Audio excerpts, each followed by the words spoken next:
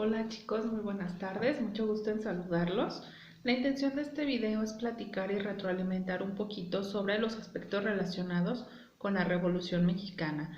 Hemos venido analizando en este paseo por la historia cómo nuestro país ha ido y venido entre diferentes intentos por ponerse de acuerdo en la forma de cómo gobernar nuestro sistema económico, nuestro sistema político, nuestro sistema social, y pues hemos visto que estos desacuerdos generaron un impacto muy fuerte.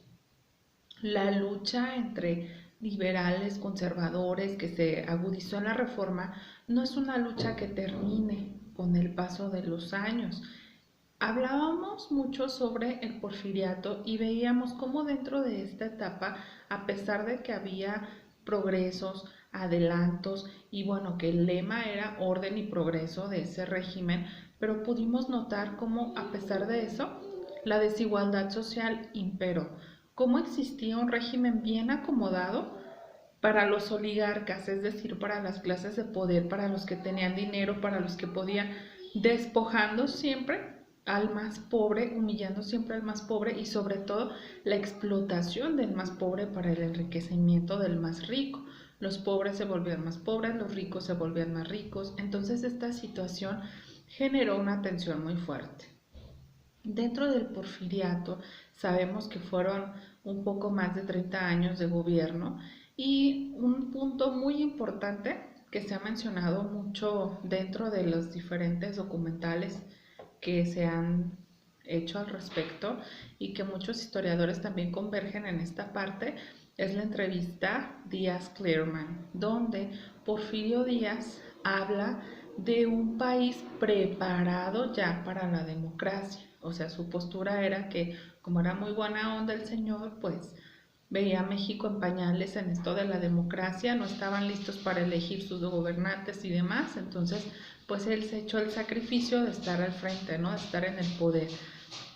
Si hablamos de la paz porfiriana, tiene que ver con ese periodo de 30 años en el que no hay guerras, no hay enfrentamientos armados en ese momento.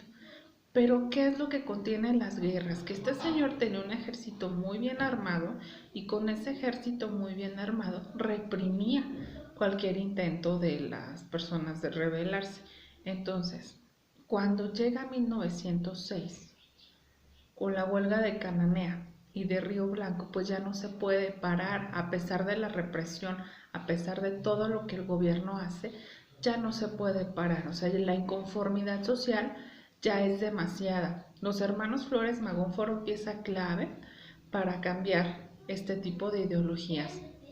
Ha existido, chicos, también a lo largo de la historia esta confrontación constante entre capitalismo y comunismo, socialismo. El capitalismo es el sistema que conocemos nosotros en la actualidad. Los hermanos Flores Magón estaban muy en contra de este sistema porque ellos argumentaban que este sistema ayudaba a mantener en posición a las clases de poder y que las clases más pobres las desprotegía y las exponía a la explotación y sobreexplotación. Recordemos que las personas en aquel momento trabajaban jornadas de 14 horas diarias y pues todo lo que ya habíamos platicado en la clase anterior de las condiciones bajo las que se encontraban. Entonces, nos encontramos aquí factores que propician una revolución. Y si partimos del concepto de revolución, la revolución tiene que ver con un cambio brusco, con un cambio drástico y repentino de toda la estructura social. Cambia la vida política, económica y social de un pueblo. Entonces, te preguntaría, ¿hubo revolución o fue lucha armada? Pues eso lo vamos a ir descubriendo. Por ahí les dejé un documental en donde les da pues un viaje a la historia de la revolución y los personajes importantes. Espero lo hayan podido revisar porque eso te va a ayudar a comprender muy bien qué es lo que se estaba gestando. Tuvimos factores que propiciaron esta lucha social. Tengamos en cuenta que la Revolución Mexicana fue la primera revolución social del siglo XX, ¿sale? Entonces, a la par, ¿qué sucedía en el mundo? En el mundo también había tensión por el aspecto del imperialismo. Y mientras aquí estaba la lucha de la revolución, los demás países, algunos, estaban en lo que se conoció como la Gran Guerra o bien la Primera Guerra Mundial. Entonces, pues aquí estábamos ocupados a nuestra propia lucha, ¿no? ¿Qué propició esta revolución? Una, las ideologías anticapitalistas, las ideologías liberales y la nueva prensa que surge con los hermanos Flores Magón en el año 1900. Otra situación que propició este cambio fue la inconformidad social y junto con ello algunos líderes políticos, como por ejemplo Francisco I. Madero, que en 1908 a raíz de la entrevista pues empieza a ver la oportunidad, se empieza a hacer de simpatizante, se mueve y genera de las primeras giras políticas alrededor del país y logra hacerse de adeptos que lo respaldan. Todos convergían en un punto importantísimo. Ya nadie quería a Porfirio Díaz en el poder. Entonces, estas condiciones generaron todo el terreno, todo el panorama para poder ir a la lucha armada. Ahora, Francisco I. Madero no empezó con una idea firme de querer una lucha armada, de querer una revolución. Quería un cambio en la estructura política, quería que no fueran Porfirio Díaz y sus compadres los que estuvieran al frente, sino que hubiera más personas con la posibilidad de poder gobernar y que el pueblo estuviera más involucrado, sí que hubiera más justicia social, pero más que nada él estaba preocupado por la parte política, no tanto por la parte social como a lo mejor posteriormente algunos lo hicieron. Entonces, aquí la revolución no fue todos juntos luchando por una sola causa, no, o sea, Emiliano Zapata tenía sus causas, Pancho Villa tenía las suyas. El maderismo fue una temporada muy cortita. Venustiano Carranza viene a ser una de las personas que la culmina con la Constitución de 1917.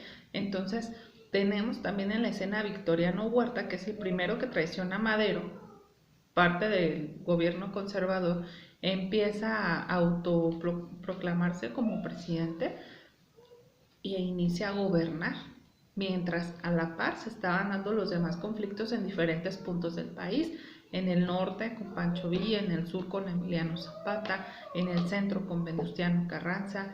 Entonces, todos estos personajes en lo que estaban totalmente de acuerdo es en que las personas necesitaban una mejor oportunidad, una mejor calidad de vida, ¿sí? Y que el sistema político pues tenía que reformarse, el sistema económico tenía que cambiar. Entonces, en la Constitución de 1917, chicos, se empiezan a dar las garantías que hasta hace algunos años se tenían, hasta la reforma laboral que vino a dar en la torre y a echar abajo todo lo que con tanta sangre se consiguió en la revolución. Se logró jornada de 8 horas, se logró, por ejemplo, la parte que conocemos como incapacidad por maternidad, viene desde esa constitución. Se reformó el artículo 123 de lo laboral, el artículo 3 constitucional con la parte de la educación laica, gratuita y obligatoria, ¿sí? En donde ya en esta parte pues se trataba de que el acceso a la educación fuera mayor, que este tipo de cosas se vienen a consolidar con el cardenismo ya hasta años más adelante, porque no podemos decir que la revolución termina en 1917. Sí fue como resultado la constitución de ese año, sin embargo, posterior a 1917 sigue habiendo disputas, sigue habiendo lucha. Ok, está bien, ya ganamos la revolución, pero ahora, ¿quién se va a quedar en el poder? ¿Y por qué tú? ¿Y bajo qué condiciones? Y posteriormente nos encontramos con que pues, los gobiernos post-revolucionarios sí trataban de defender esta causa, sí hubo despojo de tierras, pero ahora de los ricos para los pobres. Entonces, les dejo por aquí esta retroalimentación al respecto. ¿Hubo revolución? Por supuesto que la hubo porque fue un cambio radical. Podemos hablar de una estabilidad un poquito mayor posterior a la revolución. No era esa la intención inicial, no. Cada quien tenía puntos en los que se centraban, puntos en los que estaba de acuerdo con los demás, pero también puntos muy particulares. Entonces, a pesar de eso, esta lucha se culminó.